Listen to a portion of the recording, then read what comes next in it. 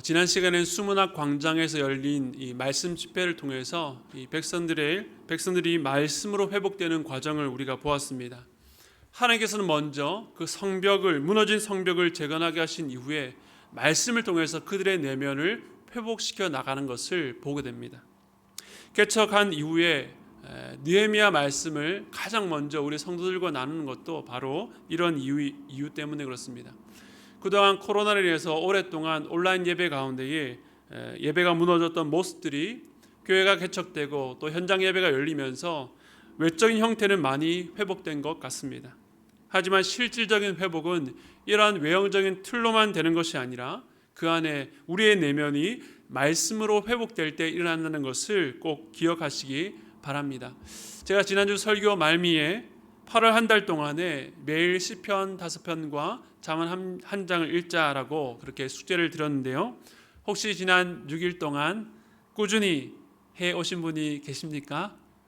네, 감사합니다. 네, 제가 용기가 없어서 손을 들려가고는 차마 말하지 못했는데 혹시나 깜빡했다라고 하시는 분이 있다면 지금까지 괜찮습니다. 오늘부터 다시 매일 5편 읽으시면 되겠습니다. 시편. 오늘부터 다시 시작한다고 1편부터 읽을 필요 없습니다. 오늘 7일이죠. 7, 5, 35. 그러니까 31편부터 35편까지 5편 읽고 오늘 7일이니까 잠언 7장을 읽으시면 되겠습니다. 그렇게 하루 못 따라간다 할지라도 시편이 말씀이 이어지는 것이 아니기 때문에 그날 다시 마음에 힘을 내셔서 그렇게 말씀을 읽어가는 가운데에 말씀을 통해서 은혜를 누리시기를 바랍니다. 저는 많은 분들의 기도 덕분에 지난 2주간의 여름 휴가를 잘 다녀왔습니다. 그런데 담임 목회자로 처음 보내는 여름 휴가이기에 휴가가 그냥 마냥 여유롭지는 않았던 것 같습니다. 그런 가운데 감사한 것은 하나님께 주신 말씀으로 위로받고 힘을 얻었다는 것입니다. 바울 서신을 통해서 저의 부르심을 다시 한 번 더 살펴볼 수 있었고 또 시편 저자들의 기도 속에서 저의 정서를 발견하며 그 마음으로 하나님께 기도하며 나아갈 수 있었던 시간이었습니다. 다시 한번 부탁드립니다. 말씀으로 살아나는 여러분 되시기를 축복합니다. 기쁨을 잃고 즐거움이 없다라고 하는 분이 있다면 말씀 앞에 돌아올 때에 기쁨이 즐거움이 회복될 수 있습니다. 말씀을 듣고 깨달을 때 주시는 기쁨, 또 순종할 때 주시는 그 기쁨을 여러분 삶 가운데 충만히 누리시기를 바랍니다. 유대 공동체는 이 풍성한 말씀의 축제 속에 기쁨을 누렸습니다. 오늘 우리가 살펴볼 느헤미야 9장 말씀도 이 말씀의 회복의 연속 선상 가운데 있습니다. 오늘 본문이 상당히 긴데 그래서 우리가 다 읽지 못했습니다. 느헤미야 전체에서 이 9장이 갖는 이 핵심적 의미를 중심으로 오늘 말씀 전체를 한번 훑어보려고 합니다. 오늘 말씀을 들으시고 댁에 가셔서 찬찬히 한번 읽어보셨으면 좋겠습니다. 우선은 여러분 성경을 9장을 옆에 펴시고 따라와 주시기를 부탁드립니다. 1절에 보면 오늘 본문의 시기가 그달 스문 나은 날이라고 나옵니다. 그러니까 초하루에 수문학 광장에 모여서 말씀을 들었고 그 이후에 초막절 절기를 지낸 다음 있었던 일입니다. 그들은 초막절을 지내고 다시금 모여서 금식하며 굵은 베옷을 입고 티끌을 무릅썼습니다. 이 모습은 구약에서 이스라엘 백성들이 죄에 대해서 애통하며 회개하는 전형적인 모습이라고 할 수 있습니다. 이절에 보니까 이들은 회개하면서 자기의 죄뿐만 아니라 그 조상들의 허물까지도 자복했다라고 말씀합니다. 그러니까 말씀의 회복이 자연스럽게 회개 운동으로 이어졌다는 것을 알 수 있습니다.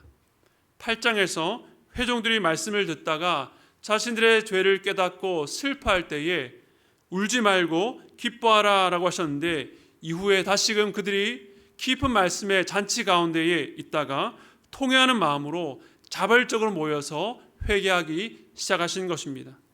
하나님은 그때가 아니라 바로 지금이 회개할 때라고 이 백성들에게 말씀해 주고 있는 것입니다. 이 회개는 자신들의 잘못을 지적받은 뒤에 즉각적으로 이루어진 회개가 아니었습니다.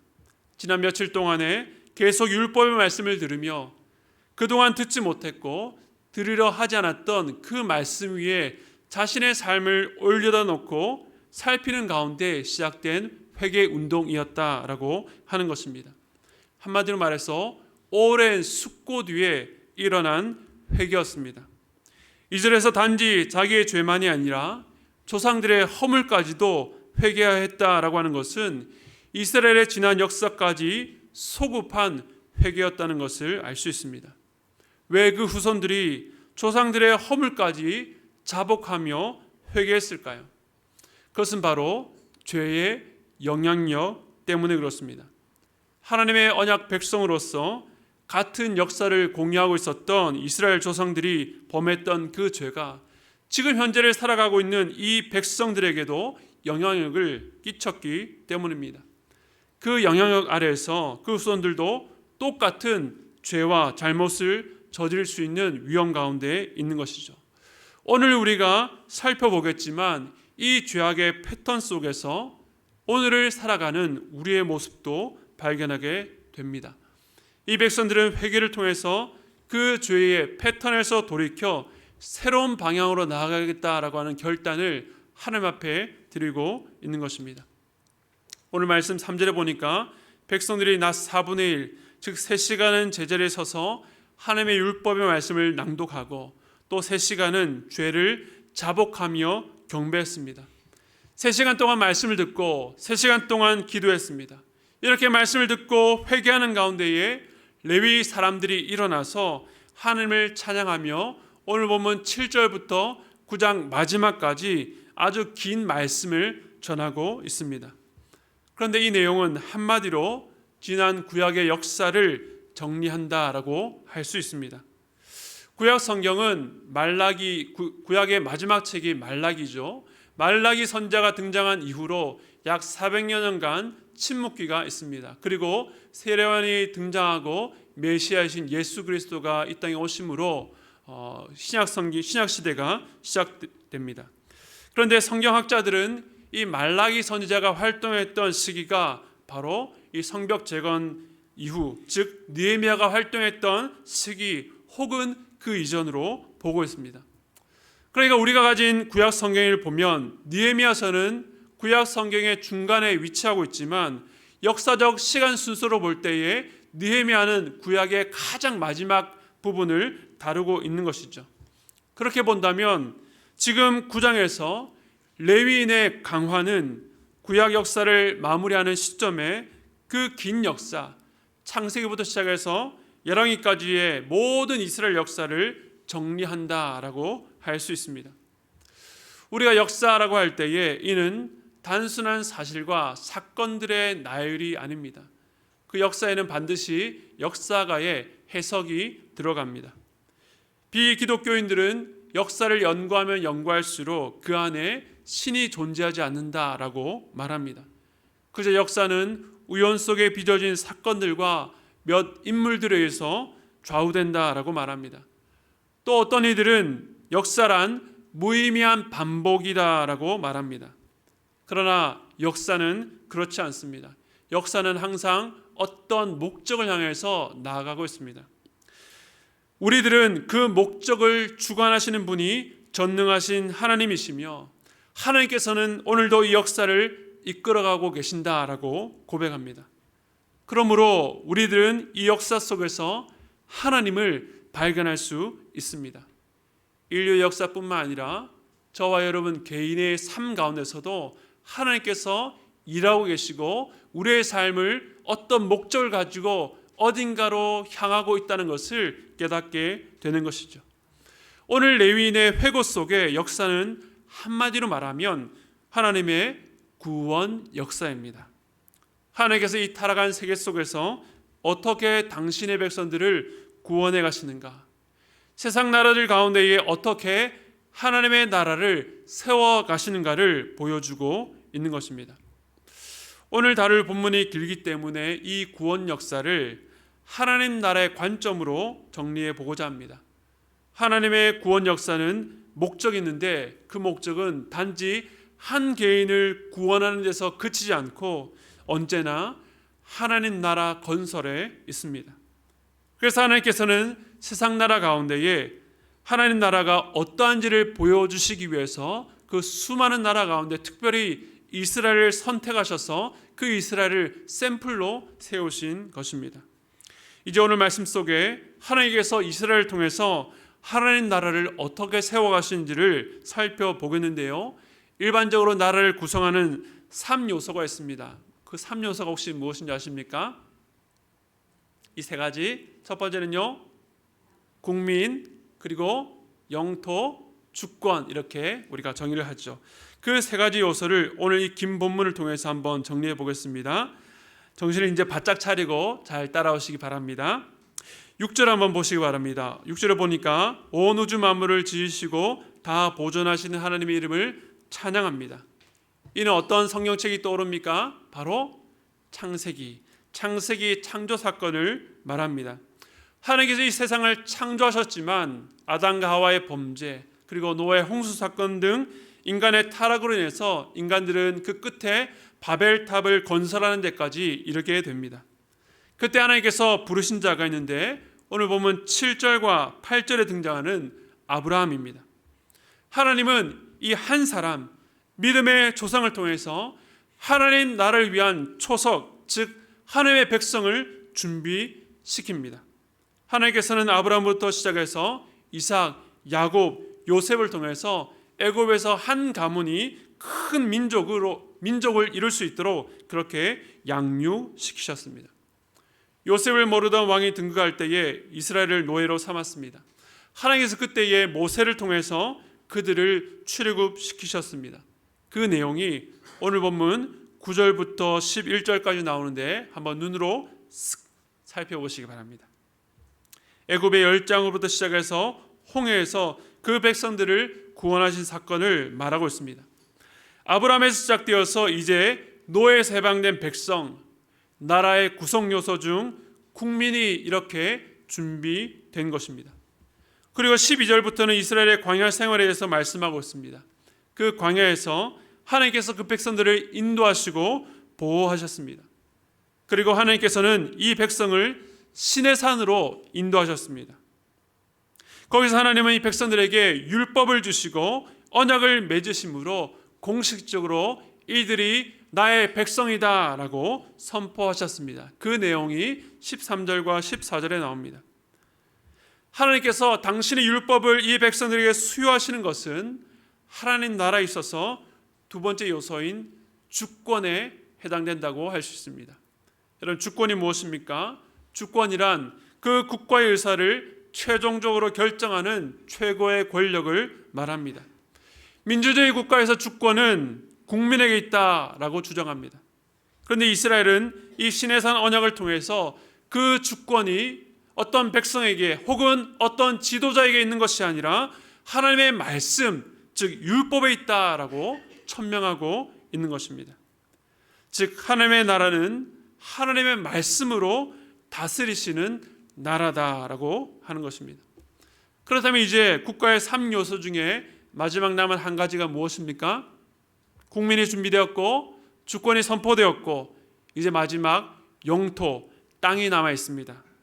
23절부터 25절까지는 그 땅에 대한 내용, 즉 여호수아서의 내용을 담고 있습니다. 여러분 눈으로 따라오고 계시죠? 이스라엘의 가나안 땅 정복을 다룹니다. 26절부터는 그 약속의 땅에서 일어난 사사기와 이후의 왕정시대 그리고 포로에 잡혀가기까지를 30절까지 다루고 있습니다. 여기까지가 창세기부터 열왕기서까지 구약의 전체 내용, 본문 6절부터 30절까지 읽어보시면 이 내용이 잘 정리된 것을 알 수 있습니다. 하나님이 이렇게 역사 가운데에 하나님 나라를 이루어 가셨습니다. 직접 이 타락한 세상 속으로 들어오셔서 한 사람을 택하시고 그에게 100세가 되어서야 약속의 씨를 허락하셨고 그 백성을 통해서 하늘의 별들과 같이 많게 하셔서 수많은 민족을 이루셨습니다. 그 백성을 노예에서 탈출시킬 뿐만 아니라 가나안이라고 하는 약속의 땅을 선물로 주셔서 그 땅을 차지하게 하신 것입니다. 그러면 이제 남은 것이 무엇입니까? 하나님의 선택된 백성들이 하나님께 허락하신 땅에서 주어진 율법대로 순종하며 사는 모습, 바로 이 세상 나라와 다른 모습을 보여주는 일만 남은 것입니다. 그런데 이처럼 하나님의 나라가 세워지는데 가장 방해되는 것이 무엇인지 오늘 본문이 설명하고 있습니다. 환경이 다 갖춰졌습니다. 이 역사 속의 유일한 위험 요소, 불안 요소가 무엇일까요? 그것은 외적인 요소, 외부의 강대국이 아니었습니다. 그것은 바로 이스라엘의 죄였다라고 오늘 레위인은 말하고 있습니다. 이 죄에 대해서 오늘 본문 16절부터 18절까지 소개하고 있는데 백성들이 이 죄를 범한 시점이 아주 독특합니다. 왜냐하면 바로 이때는 이스라엘의 큰 구원을 경험하고 시내산에서 하나님의 율법을 받아서 언약을 맺었던 바로 그때였기 때문입니다. 영적으로 보면 가장 정점의 자리에서 최악의 죄를 범한 것입니다. 하나님께서 모든 환경들을 갖추어 놓았는데 그것을 완전히 무너뜨려 버리는 그런 죄를 범한 것입니다. 바로 이 모습에서 우리는 죄의 전형을 만나게 됩니다. 시내산에서 하나님의 영광을 보았고 그 말씀대로 순종하겠다라고 서약했고 그들이 지도자 모세가 시내산 위에서 남아있는 하나님의 율법을 받을 때에 그들이 시내산 안에서 했던 그 첫 번째 행동이 바로 우상을 만들어 섬겼다는 것입니다. 우리는 그 속에서 죄의 세 가지 특징을 발견하게 됩니다. 먼저 첫 번째는 16절입니다. 16절 말씀 우리 함께 읽겠습니다. 시작.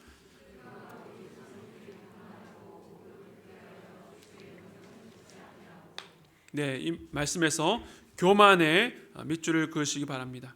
죄의 첫 번째 특징은요, 교만하여 주의 명령을 듣지 않는다는 것입니다. 하나님 앞에서 높아진 마음입니다. 교만한 자들은 자기 생각이 가장 옳다고 여깁니다. 심지어 하나님의 생각, 하나님의 명령보다 자기가 옳다 생각하는 일, 자기에게 더 이롭다고 생각하는 일을 주장할 뿐만 아니라 그것대로 행합니다. 교만의 본질은 연약한 피조물이 자신의 연약함과 한계를 인정하지 않고 거부하는 데 있습니다. 마땅히 있어야 될 자리를 벗어나서 하나님의 자리에 앉는 것이 바로 교만인 것입니다. 교만한 자들은 이처럼 주의 말씀을 들으려 하지 않습니다. 그것이 바로 죄의 첫 번째 특징입니다. 그렇다면 죄의 두 번째 특징은 17절 상반절에서 찾을 수 있습니다. 한번 읽겠습니다. 시작. 거역하며 주께서 그들 가운데 행하신 기사를 기억하지 아니하고. 여기서 기억하지 아니하고에 한번 밑줄을 그어 보시기 바랍니다. 이 죄를 지은 이때가 백성들은 불과 얼마 전에 열장과 홍해를 도하는 엄청난 하나님의 구원 역사를 경험했던 이후입니다. 그러나 그들은 그것을 기억하지 않고 자신들을 보호해 줄 다른 방법, 우상들을 만든 것입니다. 이 우상이 어디에서 나왔습니까? 자기들이 노예 있을 때에 애굽인들이 섬겼던 바로 그 형상, 그것을 생각해낸 것입니다. 그런데 여기서 기억하지 아니하고라고 하는 것은 망각과는 다릅니다. 어쩔 수 없이 건강상의 한계로 인해서 기억력이 감퇴되는 것이 아니라 의도적인 망각이라고 할 수 있습니다. 분명히 그들을 구원하시고 인도하신 분이 하나님이심에도 불구하고 결정적인 순간에 위기의 때에 하나님을 기억해야 될 바로 그때에 그 하나님의 구원 역사가 마치 없었던 일처럼 행동하는 것이 기억하지 아니하고에 담겨 있는 것입니다. 죄의 세 번째 특징은 18절입니다. 같이 읽겠습니다. 시작. 또 그들이 자기들을 위하여 송아지를 부어 만들고 이르기를 이는 곧 너희를 인도하여 애굽에서 나오게 한 신이라 하여 하나님을 크게 모독하였사오나. 여기서는 자기들을 위하여의 밑줄을 그으시기 바랍니다. 죄는 자기 중심, 자기 사랑에서 출발합니다. 죄 짓는 현장을 들여다보면 그 목적은 하나입니다.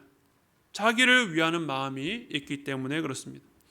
하나님은 당신의 백성들이 하나님의 영광을 위해서 살기를 요구하셨지만 인간은 자기를 위해서 자기 안전과 만족, 자기의 이익을 위해서 끊임없이 죄의 현장으로 나가는 것을 보게 됩니다.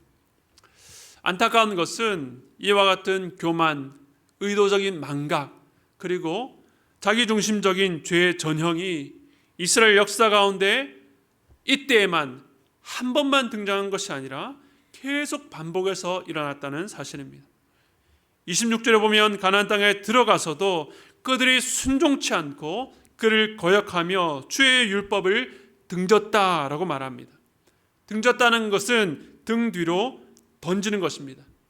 그러니까 그들이 자기들이 살고 있는 그 땅에서 마땅히 행해야 될 길을 율법을 통해서 받았는데 그것을 자기 뒤로 그냥 값어치 없이 버려버린 것입니다. 뿐만 아니라 주께로 돌아오기를 권면하는 선지자들을 죽이기까지 했습니다. 주의 말씀을 듣지 아니려 한 것이죠. 28절에 보면 그들이 하나님의 은혜로 평강을 얻은 후에 어떻게 해요? 다시 주 앞에서 악을 행했습니다. 29절에도 그들이 교만하여 주의 계명을 듣지 아니하며 목을 굳게 하였다라고 말씀하고 있습니다. 이스라엘 역사 속에 무한 반복된 이 죄의 전형은 이스라엘만의 문제가 아니라 오늘을 살아가는 우리의 문제이기도 합니다. 우리는 피조물이지만 끊임없이 그 자리를 거부하고 교만하게 자신의 생각과 경험대로 판단하고 행동하며 살아갑니다. 과거 하나님께서 내 삶 가운데 도우시고 인도하셨던 그 분명한 증거가 있음에도 불구하고 결정적인 순간에 그런 하나님을 망각하고 자기가 해결사가 되어서 방법을 찾아갑니다. 하나님 위해 희생하고 포기하기보다 나의 유익과 만족을 위해서 자기 자신을 위해서 살아갑니다. 그러한 죄의 결과가 무엇인 줄 아십니까? 오늘 레위인들은 조상들의 역사를 쭉 되짚어 보면서 그 죄악으로 점철된 그 역사의 끝이 무엇인지, 그리고 오늘 우리가 계속해서 그러한 죄의 굴레 수레바퀴 아래 산다면 어떻게 되는지를 이렇게 정리하고 있습니다. 우리 36절 말씀 같이 읽겠습니다. 시작. 우리가 오늘날 종이 되었는데 곧 주께서 우리 조상들에게 주사 그것의 열매를 먹고 그것의 아름다운 소산을 누리게 하신 땅에서 우리가 종이 되었나이다. 하나님은 사람들이 하나님께서 허락하신 그 피조 세계에서 복을 누리며 살기를 원하셨습니다.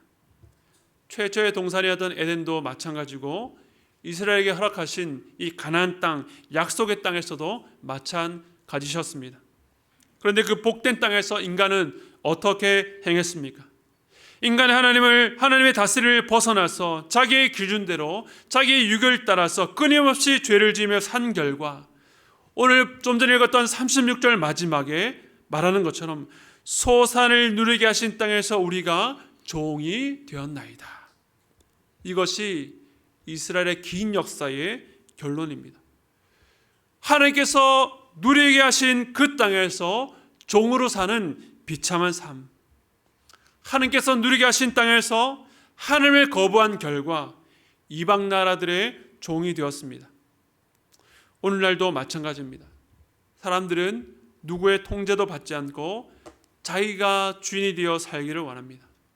처음에는 인간이 자유자로서 주체적으로 죄를 선택하고 죄짓고 살지만 그 이면을 들여다보면 결국에는 죄의 종이 되어 죄가 시키는 것만 하는 비참한 삶을 살게 됩니다. 그 결과가 무엇입니까? 누리게 하신 가정에서, 누리게 하신 직장에서 누리라고 보내신 삶의 영역들이 죄로 인해 파괴와 갈등이 반복되는 현장이 되어버립니다. 여러분은 어떠십니까? 하나님께서 여러분에게 누리라고 허락하신 삶의 영역에서 기쁨으로 살아가고 계십니까? 아니면 종이 되어 비참한 삶을 살아가고 계십니까? 레위인은 지난 역사를 통해서 하나님의 백성이 주께서 허락하신 처소에서 비참하게 살게 된 원인에 대해서 말씀하고 있습니다. 긴 역사의 결과가 종으로 끝났다니 참 비참합니다. 그런데 오늘 말씀은 이와 같이 비참한 현실을 꼬집고 드러나는 데서 끝나지가 않습니다. 그것이 바로 성경이 우리에게 주어진 이유이고 이것이 바로 복음인 것입니다. 복음은 늘상 우리의 비참한 현실을 보여주지만 가장 어두운 때에도 소망이 있다라고 말씀합니다. 이 비참한 이스라엘 역사 가운데서도 소망을 발견할 수가 있는 것입니다.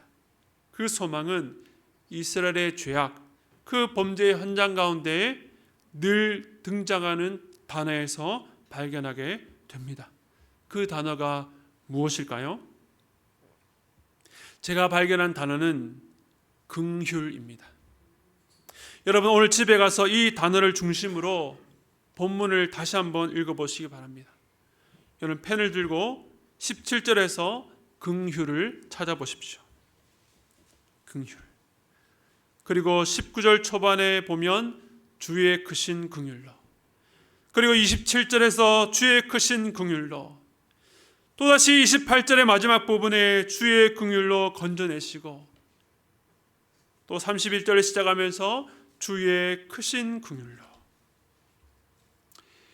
이스라엘 역사 속에 계속해서 죄가 드러난 자리에 함께 등장하는 하나님의 대응은 한결같습니다. 때로 그들을 원수들의 손에 버려두사 지배를 당하기도 하시고 열방 사람들의 손에 넘기셨지만, 그럼에도 끝까지 나오는 단어가 바로 긍휼입니다. 여러분, 긍휼이 무엇입니까? 불쌍히 여기는 마음입니다. 그런데 저는 오늘 본문을 통해서 그 긍휼 안에 더 깊은 의미가 있다는 것을 깨닫게 됩니다. 아까 말씀드린 바와 같이 12절부터 15절까지는 출애굽한 이스라엘 백성들이 시내산에 도착하기 전까지 광야 생활을 어떻게 했는지를 말하고 있습니다. 12절에 보니까 하나님께서 그들을 구름 기둥과 불 기둥으로 인도하셨고, 15절에 보면 양식과 물을 주셨다라고 말씀합니다. 그런데 그 다음 16절에서 18절, 우리가 좀 전에 살펴봤던 이스라엘의 범죄가 나옵니다. 아까 이 가운데 나타난 죄의 세 가지 특징을 우리가 살펴보았습니다. 이러한 죄를 지은 이스라엘 백성을 대하시는 하나님의 반응이 그 다음 구절인 19절과 20절에 나오는데 우리가 함께 읽도록 하겠습니다. 시작. 주께서는 주의 크신 긍휼로 그들을 광야에 버리지 아니하시고 낮에는 구름 기둥이 그들에게서 떠나지 아니하고 길을 인도하며 밤에는 불 기둥이 그들이 갈 길을 비추게 하셨사오며 또 주의 선한 영을 주사 그들을 가르치시며 주의 만나가 그들의 입에서 끊어지지 않게 하시고 그들의 목마름을 인하여 그들에게 물을 주어. 아멘. 이 말씀에서 제일 먼저 나온 단어가 무엇이었습니까? 주께서 주의 크신 긍휼입니다. 하나님은 긍휼로 죄 지은 그들을 광야에 버리지 않으셨습니다. 그들이 행한 행위를 생각하면 구름 기둥과 불 기둥을 치워버리시고 그들에게 주었던 양식과 물을 끊어버리셨어야 되는데, 그럼에도 불구하고 19절과 20절에 보니까 구름 기둥과 불 기둥으로 그들을 인도하시고 비추시고 만나로 입을 채우시고 물을 주어 그들을 목마르지 않게 하셨다라고 말씀하고 있습니다. 제가 주목해 본 것은 이스라엘의 범죄 전과 후에 있어서 하나님께서 이스라엘 백성들에게 베푸신 은혜가 변하지 않았다는 사실입니다. 그들을 인도하시며 먹이시고 마시게 하신 하나님의 사랑이 이스라엘의 범죄로 인해서 멈추지 않고 그 범죄에도 불구하고 그대로 이어지고 있는 것입니다. 무엇으로 확인할 수 있습니까? 무엇 때문입니까? 변하지 않는 주님의 크신 긍휼입니다. 긍휼은 하나님께서 우리를 향한 은혜가 심지어는 우리의 죄에도 불구하고 변하지 않는다라고 말씀하고 있습니다. 우리는 어떻습니까? 우리는 누군가를 불쌍히 여기고 그에게 사랑을 베풀다가도 그 사람이 배신하거나 그 사랑을 귀하게 여기지 않으면 태도를 바꿉니다. 저 사람은 사랑받을 만한 자격이 없고 나를 무시했다라고 생각해서 그 사랑을 거두어 드리는 것입니다. 그러나 하나님은 변치 않으시는 사랑으로 우리를 끝까지 긍휼히 여기십니다. 이에 대해서 레위인은 이렇게 말하고 있습니다. 33절 읽겠습니다. 시작.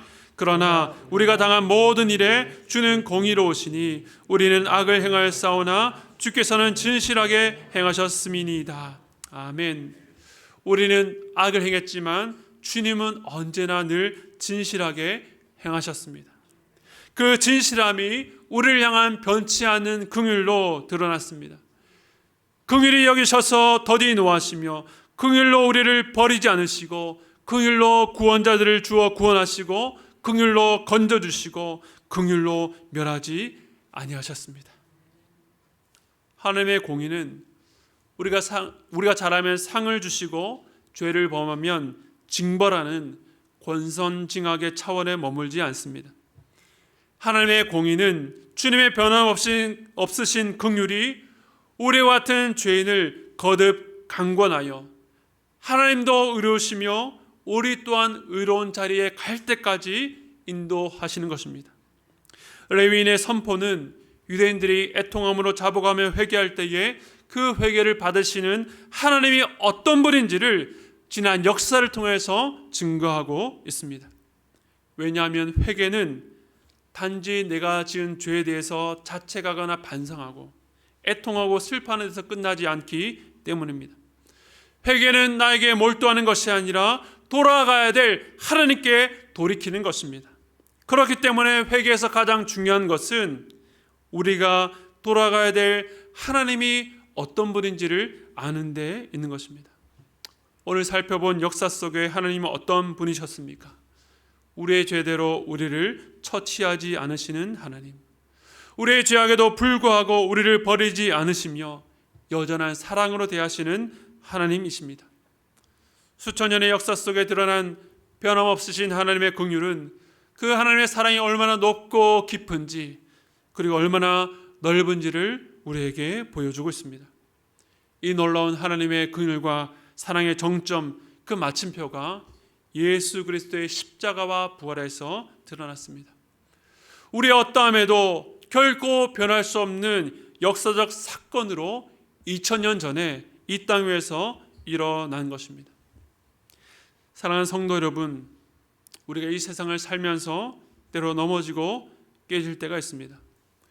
우리의 죄와 잘못으로 하나님과 다른 이들에게 상처를 주기도 하고 자신 스스로 볼 때에도 쓸모없이 느껴질 때도 있습니다. 오늘 말씀은 우리가 자초한 그 어두운 때에도 소망이 있다고 말씀하고 있습니다. 그 소망은 바로 하나님께 있습니다. 나 스스로 보기에도 포기하고 싶은 나를 오늘도 포기하지 않으시는 하나님, 여전히 나를 긍휼히 여기시는 하나님이 있기에 소망이 있고 우리는 긴 방황 중에라도 돌아갈 곳이 있는 것입니다. 혹시 이 자리에 계신 분들 가운데에 지금이 내 인생에서 가장 어두운 때라고 여기시는 분이 계십니까? 혹은 하나님께서 소산을 누리게 하신 땅에서 종처럼 비참하게 살아가는 분이 계십니까? 하나님께서 원하시는 모습에서 하나님의 길에서 멀리 떠난 분이 계십니까? 그렇다면 바로 오늘 하나님께로 돌아오시기 바랍니다. 여전히 그 자리에 계시며 이 탕자 같은 우리를 향해서 여전히 너는 내 아들이다, 내 딸이다 라고 외치시는 사랑 많으신 아버지 되신 하나님께서 여러분을 기다리고 계십니다. 너는 내게로 돌아오라. 너는 내게로 돌아오라. 우리 마지막으로 이사야 55장 7절 말씀 함께 읽겠습니다. 시작. 악인은 그의 길을, 불의한 자는 그의 생각을 버리고 여호와께로 돌아오라. 그리하면 그가 긍휼히 여기시리라. 우리 하나님께로 돌아오라. 그가 너그럽게 용서하시리라. 아멘. 하나님께로 돌아갑시다. 우리 얻은 생각들과 불의한 일들을 내려놓고 여호와께로 돌아갑시다. 주님은 우리를 오늘도 긍휼히 여기십니다. 그냥 한번 불쌍히 여긴다 정도가 아닙니다. 수천 년 동안 쌓여온 그 하나님의 사랑, 그 하나밖에 없는 아들을 주시기까지 보여주신 그 사랑 안에 우리의 모든 죄가 다 녹아지고 오늘도 우리를 향해서 내가 너를 너그럽게 용서하겠다라고 말씀하고 있는 것입니다. 그러므로 그 주님께 돌아가는 오늘 하루, 오늘 첫날이 되시기를 주님의 이름으로 축복드립니다.